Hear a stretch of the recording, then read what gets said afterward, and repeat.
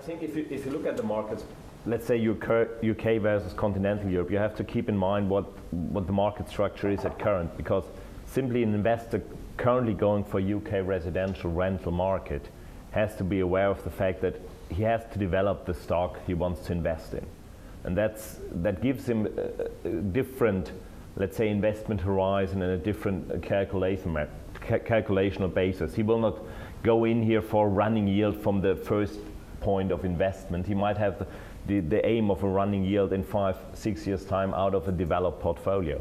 Most of the investors targeting, let's say, continental European countries like Germany or the Nordics, Sweden, Denmark, they have a running yield from the first day of the investment, because most of the time they're investing in existing stock. So it's a different profile of their return they are getting. And that's what you have to keep in mind. And especially a lot of the German institutions that are looking at the resi market, they want a return from the first point of investment. They are not willing to take any kind of longer term view until they get their first return, their first running yield out of the investments.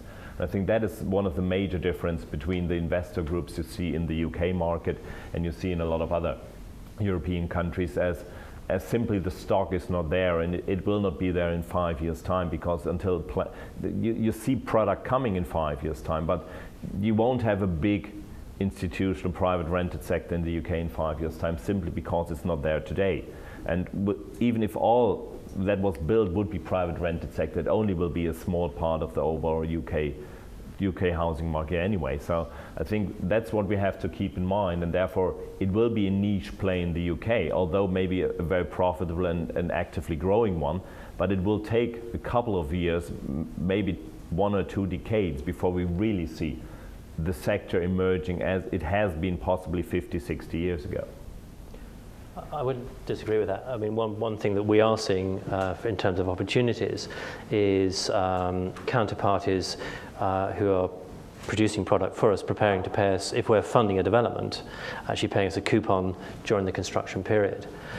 So in terms of, you can argue how the maths works and whether you roll up the coupon during the construction period or whether you take it during the construction period. Fundamentally, if you take it out during the construction period, you can seem to be paying yourself a return. But investors like to get cash back.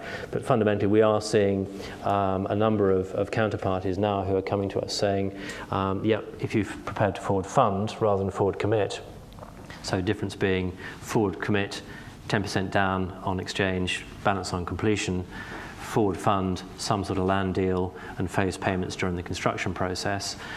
We're taking out a coupon during that construction process as money is drawn down. So actually the investors are starting to see an income return during that period. Obviously what you've also potentially got is some... Are you paying yourself? Sorry. Well, you are, yes, but fundamentally it's in the pricing, but it's whether you roll it up during the... It's how you take it out. So you can either see it as a reduced payment at the back end of a cash flow, or alternatively you take it out during stage payments.